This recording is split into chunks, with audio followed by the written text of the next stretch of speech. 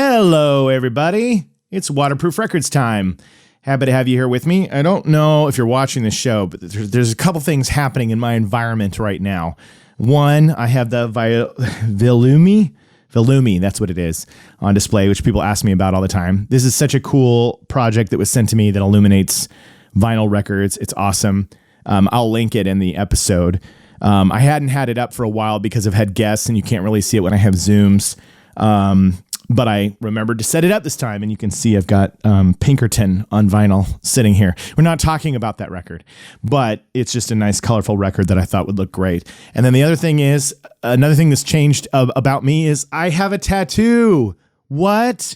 If you only listen to the show, then you can't see it, but I got a tattoo since last time I did a show, and it's on my left arm. I've made videos about it. If you haven't seen me yet, it's pretty funny because, one, I share the experience about going to get it from Jim Sylvia, here in Los Angeles at Edgewood, which he did an awesome job. He did my design, but I posted the video about getting the tattoo, but I also posted a video of me showing my mom and dad on a Zoom call.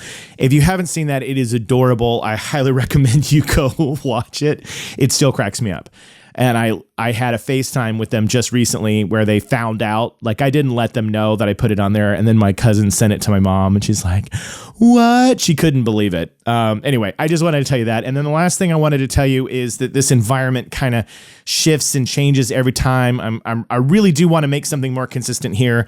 So those that do watch the show, trying to build kind of a waterproof record set here, but I'll get there eventually. But like I said, we're not talking about Pinkerton today. I will do an episode on that one. The only reason that the album that we're talking about today isn't on display is, one, I don't own it on vinyl. I should. And two, I'm not sure if the vinyl for this album is see-through. That's the thing about what I have displayed on here, is it has to be one of those splatters or see-throughs or whatever, because that's the only way you're going to see the colors. But let's dig into it, y'all. Let's get into the show. It's time to talk about Dookie by Green Day. Let's go. Things are gonna change, I can feel it. If there's gonna be that kind of party, I'm gonna... Waterproof Records. Waterproof Records. Waterproof Records with Jacob Gibbons. So we're going to dig into this album, but first I'm going to tell you about DistroKid. You've been listening to the show for a while, so you've heard me talk about it, but I'm going to talk about it again because I want you to know, if you're not taking advantage of it, you should. distrokid.com/VIP/waterproof, and it gets you 30% off your first year of uploading music on that service. Great service. They have an iOS app. You can do splits between different artists that you recorded with. You can check on your money, your income. You can see how many people are listening to you. It's just really the easiest and fastest way to get on Tidal, Spotify, iTunes, YouTube, everywhere. So you should be using it, distrokid.com/VIP/waterproof. I use them for my music. I'm excited to say I've already started laying down some demos on my next work, and I'm excited that probably next year you'll be hearing those. And it'll definitely be on DistroKid. So check them out. I love them. They're amazing, and this show wouldn't be possible without them. But now it's time to get into this 1994 album classic, and maybe one that some of you are like, Green Day. But here's the thing.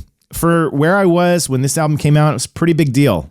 And that's what this show is all about. But I'm going to tell you something before we dig into it. I have a really good buddy, my dear friend Jarrett, and he reminded me, because sometimes I know I do this on the show, so forgive me. I tend to fixate on trolls and negativity and naysayers to my stuff. I tend to fixate on it.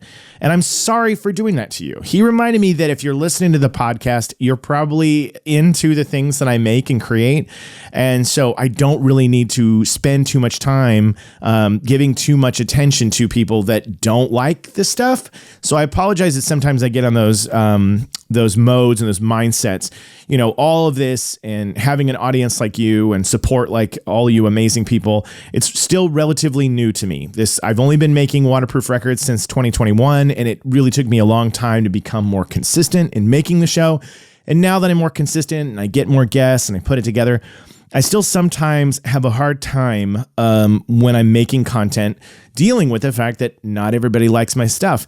And that's okay. And I don't need to spend too much time talking about it on the show. So I'm going to do a way better job about not harping on negativity or somebody who says something bad or whatever, because you guys are here to celebrate and embrace life and music and just have a good time. So I'm going to do better about that.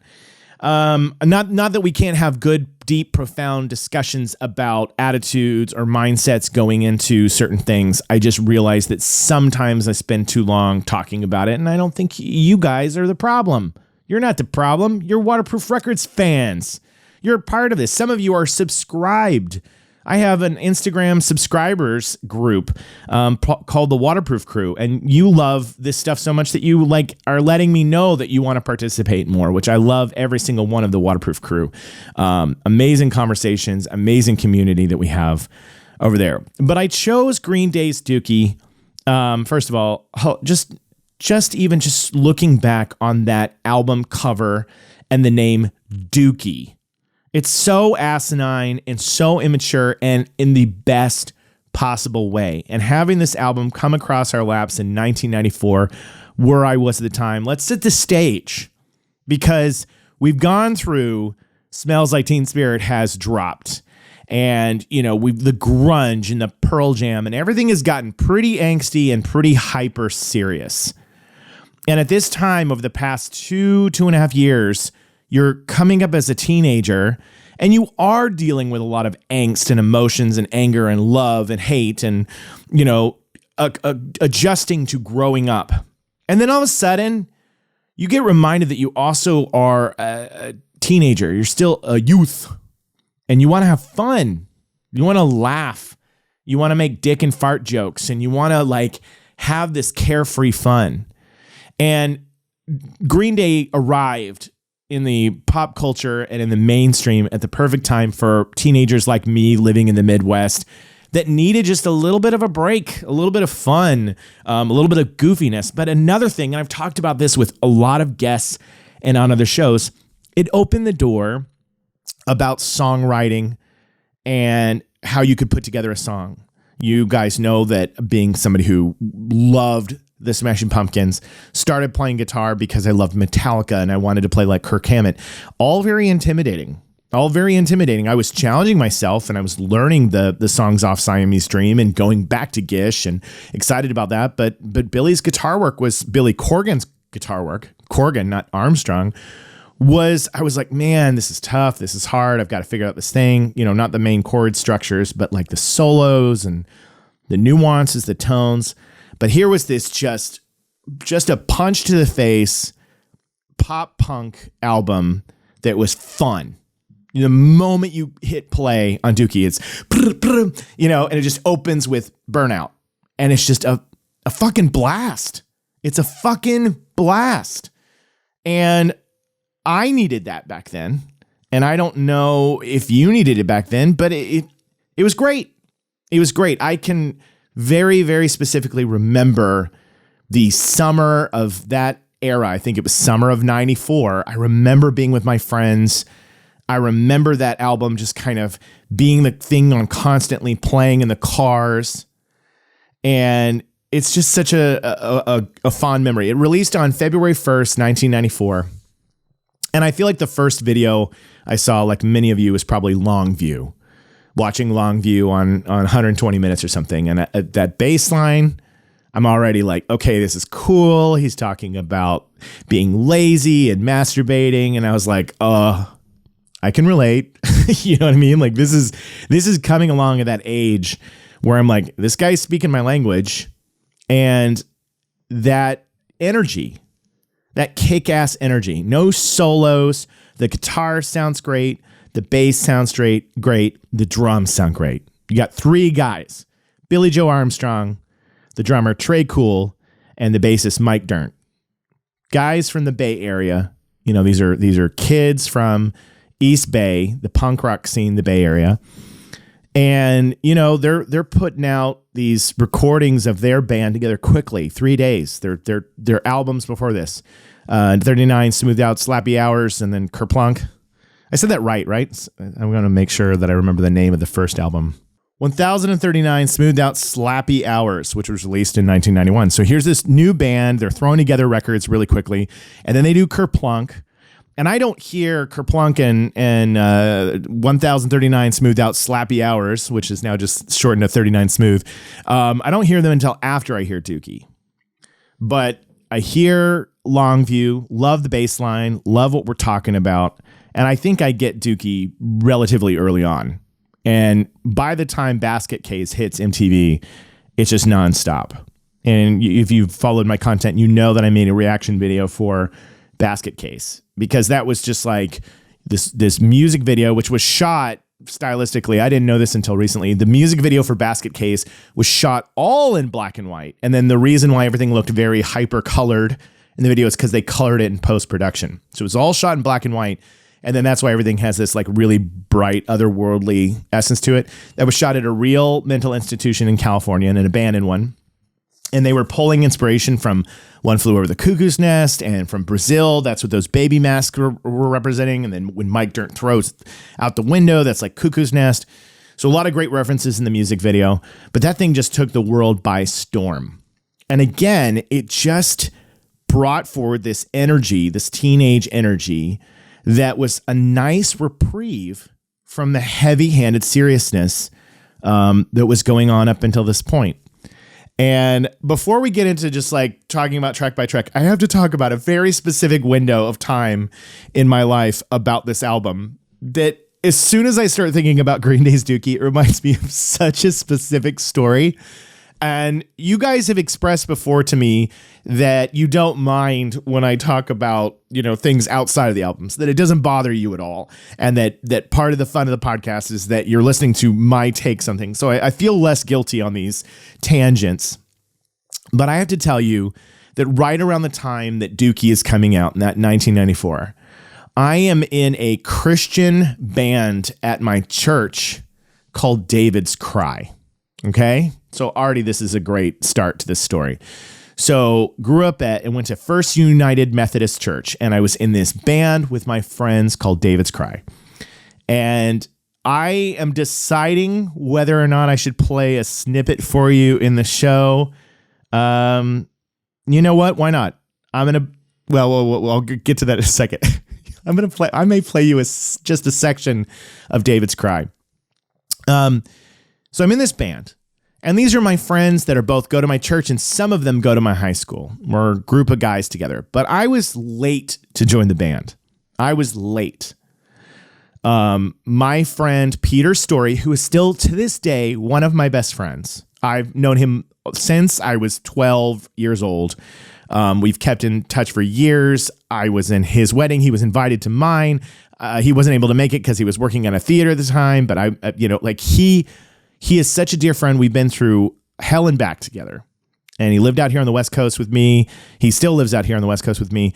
But he's in a different city now. But anyway, neither here nor there. Peter Story, one of my best friends. He was the lead singer of this band. And then the other members of the band, Joel Sutliff on guitar, Eric Rath on drums. They invited me to join this band as an extra guitarist because they wanted to fill out their sound. And then they're looking for a bass player. And I have talked about my buddy Brian Brewer before on the show. So Brian, here's another shout out to you. And you remember this story. So I tell them, hey, I've got this buddy Brian. He goes to another school, but he plays guitar, but he's willing to play bass. At least that's how I remember this going down. So Brian joins David's Cry. I was new, and then Brian was also new. And we're in this Christian band. We're playing at the church, and we decide we're going to record an album in the church basement. And we do. And at the time, it's so exciting because I think we're recording on a really nice church 8-track. And all these songs that were written, all the songs that we're recording for this tape were written before Brian and I were really in the band. They were songs that David's Cry, that Peter, Joel, and Eric, and I think maybe there was another person involved at some point in time, but they had written these songs and they'd really started to bring them together. And Brian and I were enhancing them with bass lines, extra guitar parts, things that we thought would help fill up the sound, right? So we have this summer where we're recording the album for David's Cry on cassette tape in the church basement. And it's, 8-track maybe. But we have these drums, we have this setup, and this is so exciting for me at this time. This age, I can't believe I'm recording an album. I'm actually recording an album. I had never really had a chance to play with like a Tascam 4-track yet. That would come a couple years later when I did Vessel, which I've made videos. That was me by myself, by the way, that did that. But this was, I'm with a group of friends. I'm going to church and I'm recording an album with my buds. David's Cry. We're doing it for the Lord, baby. And look, our heart was in the right place. Our heart was in the right place. We had good young hearts that were trying to do the right thing and write music that meant a lot to us at the time. And we finish it. And at the time, I'm really proud of it. I think it sounds really good. And there are moments, there's moments, little cracks of light for a couple of young kiddos that, hey, not too bad. The quality of the recording is shit, but it wasn't great. It wasn't great equipment. We thought it was great equipment, but it wasn't. And then the drummer at the time he brought in this piccolo snare. It just sounded weird. Just didn't work. And then the stuff I was doing was just dumb. I was using a slider on my strings like I was in fucking Slaughter's Fly to the Angels, because I thought it was being so cool. I had like a delay pedal, and I was playing the harmonics of the strings with a slider, like to make it sound like they were seagulls, like Fly to the Angels. So dumb. But hey, we were kids. But I still have this tape. And I'm going to play, if I can get this digitized, I'm going to play a little clip for you right now. Be my commander in faith. You're the one, you're my lantern. I know that you will stand beside me. Be my commander in faith. So there you go. Anyway, I took you down this David's Cry rabbit hole because I think it's important for you to know that right around this time, Brian and I have been playing music together as friends and as neighbors for a little while. We've gotten closer and closer. First, we went through the Megadeth phase, which I talked about on a previous show, but we're starting to get into really cool sounds, the Pumpkins and cool guitar parts, and Green Day comes along right at the same time for us and really influences, we're loving Rage, we're loving Alice in Chains, we're loving Soundgarden, we're loving Smashing Pumpkins. All these bands were really into the same stuff. And what does Green Day do? But they come and they take the seriousness out of everything. They make it fun. And they add the pop punk elements to what we're feeling as teenagers. And we're like, we need this in David's Cry. We need this in the band. And so we have a conversation with our other cohorts in the band, except for Peter, my best bud, Peter. Peter had he still has a beautiful singing voice. He was a musical theater kid. He played acoustic guitar. He could sing beautifully. It was a beautiful sound to his voice. He had a great singing voice. And so here we are. We're hearing Billy Joe Armstrong do this. Welcome to paradise. And we're like, man, Peter's voice is just like too nice. Just too nice. If we're ever going to be a real band, guys, if we're going to take over the world, David's Cry is going to go to the next level. I hope, Brian, if you're listening to this, I hope you're laughing. Peter, if you hear this, I know it was such a hard time, but I'm getting to that. So we talked to the guitar player, we talked to the drummer, and we're like, we need to, if we're going to, really take the next recordings and stuff that we do next to like rock level, and as good as this Green Day album is, we got to get a new singer. We just have to do it. This is the heartbreak of being in a heavy hitting, chart topping band like David's Cry at our church. We gotta get rid of Peter, who's one of my best friends. So I'll never forget it. It's the most awful moment. We're all over at, I can't remember whose house it was. I think it was Joel's house. We were like in his basement where we practiced, and we were there first, and Peter was coming later. And we talked to Peter about the changes that we wanted to make in music, and he'd gotten so behind it. He'd done his homework. He was like listening to Green Day. He was listening to Backwater by the Meat Puppets. He was checking out Nirvana. He was getting into it. He was like, I'm ready. You know what I mean? We hadn't talked to him about the how pretty his voice was, But we told him like we wanted to edge things up and have more fun and do this and do that. Like this is what teenagers wanted to do. So we decided we've got to kick him out of the band, and he shows up. He's got all this enthusiasm, and I'm telling you, we all sat around, and this moment is Green Day's Dookie. I just think of Green Day's Dookie when I think of this moment, because I think about before he got there, us like trying to play She off the album, ding, ding, ding, ding, ding, ding, and just being so excited, like we could do this. We'll either get a new singer, or Joel can sing, or we'll do, all of us will take turns singing, or whatever it's going to be, but we'll kick ass. Peter shows up, and we have to break it to him that we're going to continue on to David's Cry, but we're going to get a new singer. And this moment, it hurts to this day. And I'm telling you right now, you should feel bad for Peter because it was shitty. We didn't have to do it. We really did it, but we were teenagers.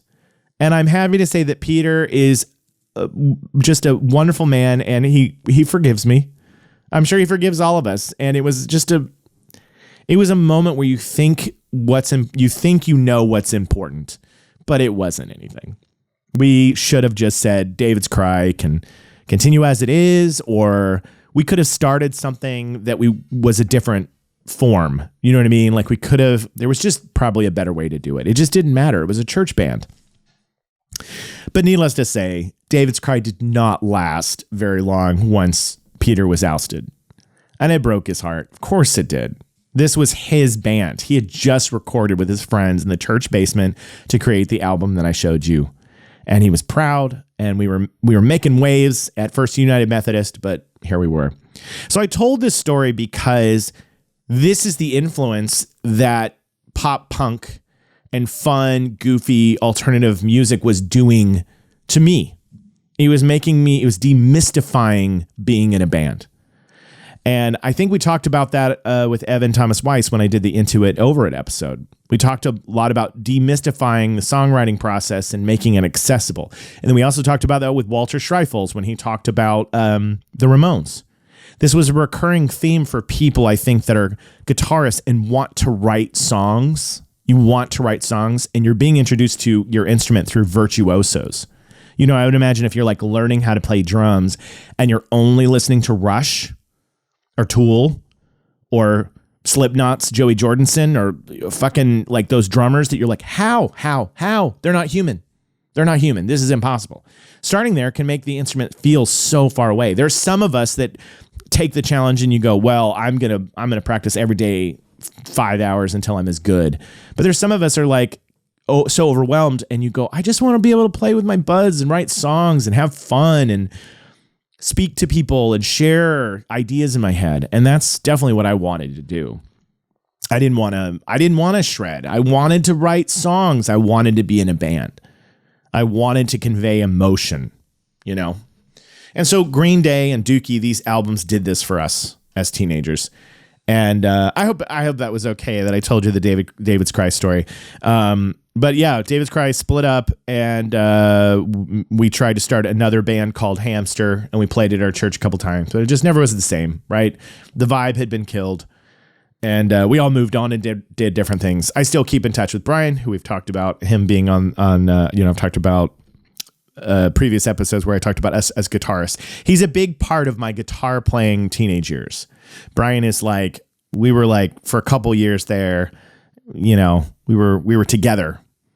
And so he means a lot to me when I talk about some of these albums. And then Peter is somebody that we have a lot of bands that we like the same. He was when we were in high school, he was much more of a romantic, he gravitated towards Counting Crows. That was his biggest band. And I mentioned that on the episode with Dan Harmon, last episode. Talked about Peter. So that just kind of showed our different sensibilities. But you listen to me talk about it long enough. The story about this album is if you weren't alive in 94 or you're too young to remember, they got shit from the punk community. They got a lot of shit. Green Day this was the sellout moment for them. It brought pop punk into the mainstream because, of course, punk spans decades before this. And punk is very different from pop punk like this. Really, the people who are laying the way for pop punk are the Ramones, right? Or Bad Religion, just like making it accessible, making it something that is like you can sing along to, like pop songs, but it's got that punk edge and rhythm and timing and sound. And this was the ultimate. This is when it hits the mainstream. So I know there's probably punk enthusiasts and fans that say Green Day's not punk. I know. It's not. It is not in the truest sense of the word a punk band. It is a pop punk band, and it's one of the biggest. But you can't deny its influence that would then pave the way for the Blink-182s and create a whole line of guitarists. And there were people like me, like Evan, that were watching what Billy Joe was doing on the guitar and being like, hey, I can write songs. Just like Walter Schreifels learned from the Ramones and then went on to form amazing bands every step of the way. So sometimes these points of entry really mean a lot to young people, and they allow them to access their inner muse. They allow them to tap into something without feeling like they're not allowed to. And I think that's awesome. I hope that right now there is a 12-year-old, 13-year-old kid who's just gotten a bass or just gotten a guitar, just gotten drums, and is either hearing Green Day and feeling like I could write a song, or they're hearing a new band that's making them go like, it's accessible, and now I can tap into this. I can tap into this heart energy, this enthusiasm for music that I have. So they were, Berkeley band. The cover, that's a very famous kind of Where's Waldo of album art. And Billy Joe said he wanted it to represent where they were. And it was controversial because it was like the Berkeley, square, and they had bombs dropping on it. And of course, after this, there was all sorts of things that were happening with violence and wars and, school violence. And so it became like, hey, I don't know, we should have that. And then I didn't know this, but there was a version of Dookie where on the back there was a Sesame Street, Bert and Ernie on the back. And then they took it off, I guess, in the US versions because they were afraid that they were going to get sued for parents, thinking, at least the rumor was they were going to get sued, or that parents would be like, oh, is this a lullaby album? And then they'd be in trouble. I don't know. It's probably not that legit. But this is their first big studio album off of, they were on Lookout before. And then this is where they switch over because they get courted by the guy that they worked with for so many years. It is Rob Cavallo. That's the name I was looking for. Rob Cavallo is the guy that really meets them when they're younger, and they're nervous up until this point. They've spent like 3 days, barely any money to get out those first two albums. And then in this one, they finally know they've got this studio, it's Reprise Records, it's going to be produced. And he meets them at a Mexican restaurant to talk about it. And he says they're nervous, and Trey Cool isn't even old enough to drink. They're so young. And they said later, they were just like, we were afraid we were going to screw it up. Like we had money at stake, a label at stake. And so they were nervous, but they came into the studio with all these songs written, and they really had the time to dial in the guitar tone, dial in the vocal takes, make sure it sounds good. And it does. It sounds awesome. You kidding me? One of my favorite parts on Green Day's Dookie is when you get to FOD, Fuck Off and Die, one of the last songs before the hidden track. When you get to that song and it's been on the acoustic the entire time, the distortion that comes in, the main riff, that distortion sounds incredible. It is so full. It is so layered. I still refer to that as an amazing kick-in of a distortion tone. Incredible sound. And, if you go down the track list, there's singles galore on this album. I mean, you have everything from Longview, huge, bass line. I mean, Mike Dirnt, by the way, if you didn't know this, Mike Dirnt wrote the bass line to Longview while he was high on LSD. And he was just sitting there kind of noodling around. And that's when it came out. And he was like, listen to this. Is this crazy? And then apparently it took a long time for him to kind of like figure out what he was doing in that LSD mindset. But that is the bass line of Longview. And I love that story.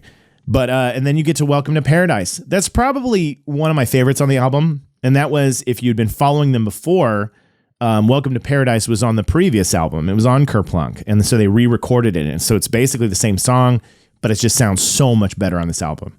But I loved watching them perform Welcome to Paradise. Like there was, I think it was Woodstock 95. And I loved watching just Billy Joe Armstrong with his guitar low, doing that up and down, like rapid power chords and just the energy, whipping his head. Welcome to paradise. I'm happy to say that Temple of the Dads, my 90s cover band, we do Longview. We've also have done Welcome to Paradise.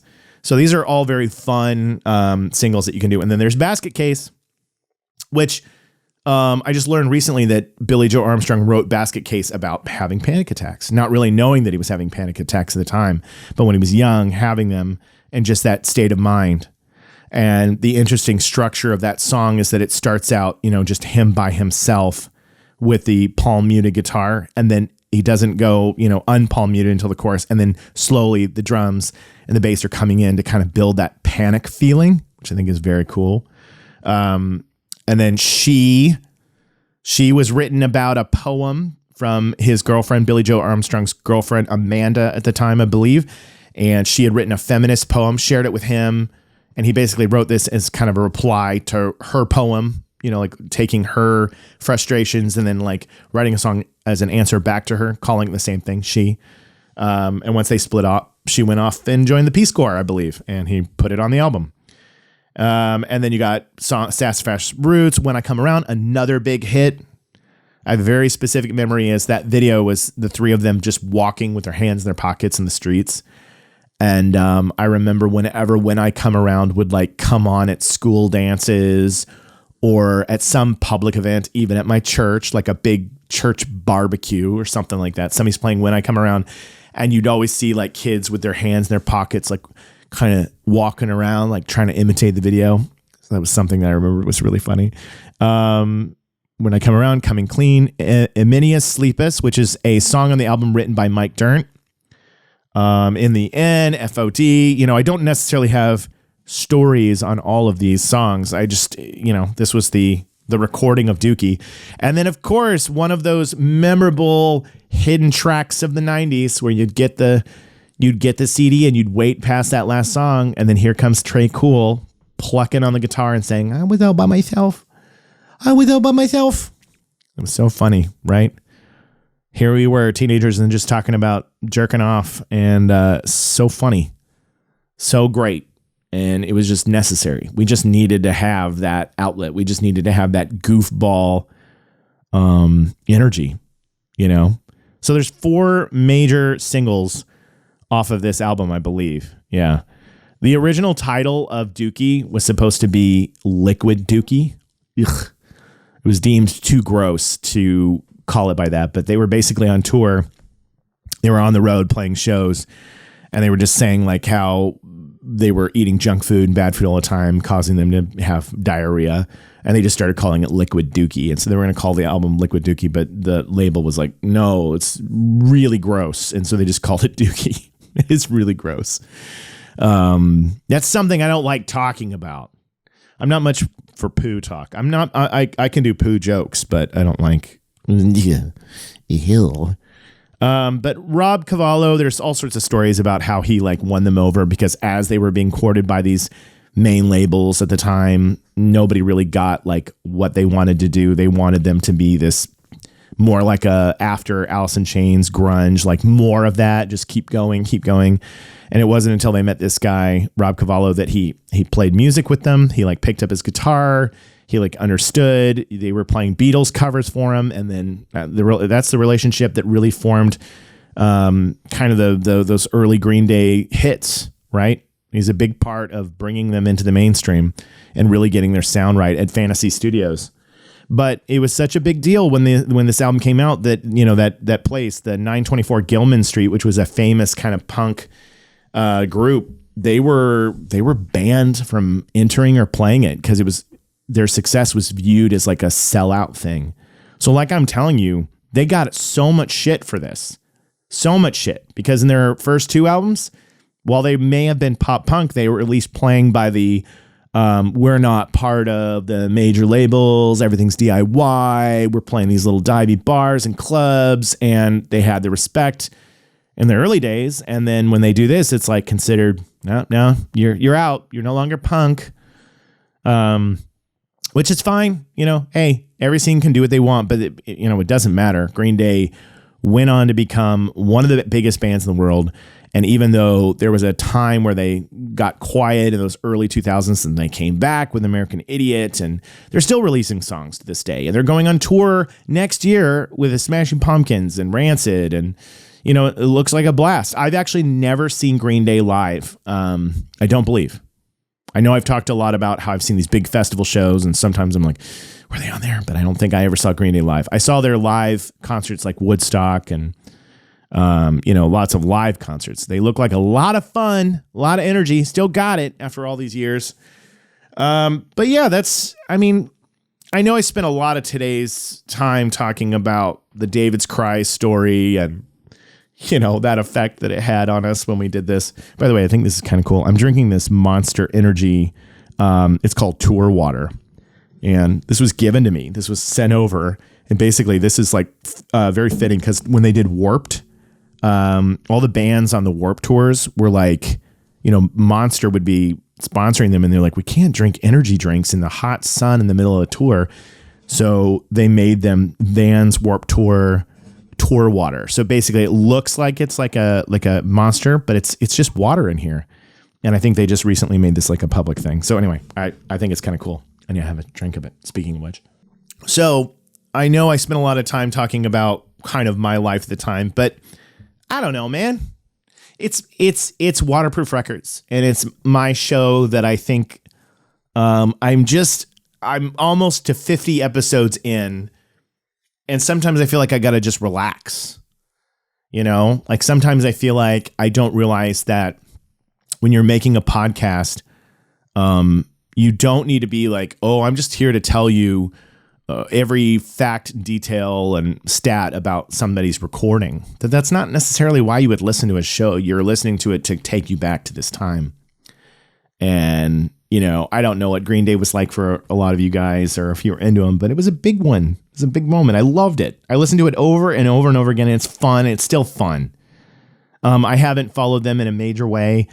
Really after, I think I got Nimrod, and, you know, somebody showed me American Idiot later, and I've enjoyed some of the things I've heard here and there and had a lot of fun. I think if I went and saw them live, I'd be able to sing along to a lot of their hits and major songs, but it's not like I've kept up with their career. But that little slice of time where they came along, it was a cool, fun moment, and it takes me right back to the heartbreaking moments of David's Cry dissolving, but also to just opening the door for me as a musician, songwriter, somebody who wanted to have fun again, to laugh, to joke, to play, to have fun, to play. And let that be my parting thought before we get out of here, which is, don't forget to play. Don't forget to have fun. Don't forget to goof off and laugh. Don't forget to let that part of yourself still be there. That childlike enthusiasm and wonder for silliness. I think we get bogged down, the jobs, responsibility, the debts, the things we have to do, the complications with our children or marriages or whatever it is. We get bogged down and we forget to play and to have fun. And I want to encourage you to take that energy that we found when we were listening to Dookie by Green Day, that kind of, free, silly. Oh, just spit, just flew out right in my mouth. Just have fun. Anyway, I wanted to share that with you because I care and I love you. So there's a lot of other cool things that I could have gone into about the album, and the songs, Pulling Teeth, being about I think it was about Durnt and his girlfriend in like a pillow fight and him falling and breaking his elbow. So it's just kind of a turning around on domestic violence and flipping it around.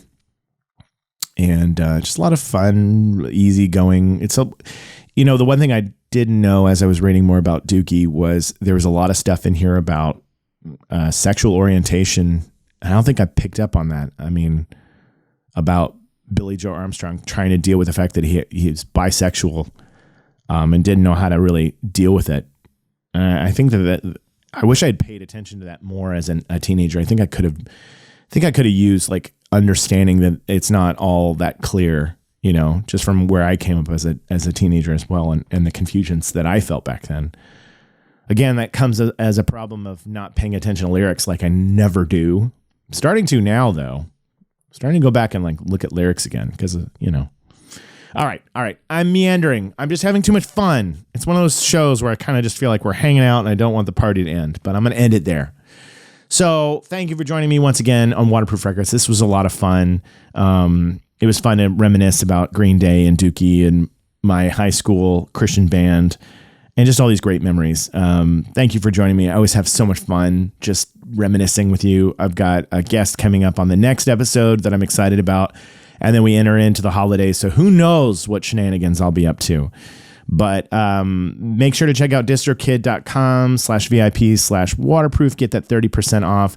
And again, make sure you're telling people about the show. I can't keep going or I can't grow without you liking, sharing, commenting, subscribing, and passing it along to people and being like, hey, this is a fun thing. I appreciate it. I'd appreciate it if you do. So anyway, thanks again for joining me. Thanks for talking about Dookie by Green Day, and we'll see you next time. Bye. Things are gonna change, I can feel it. If this gonna be that kind of party, I'm gonna Waterproof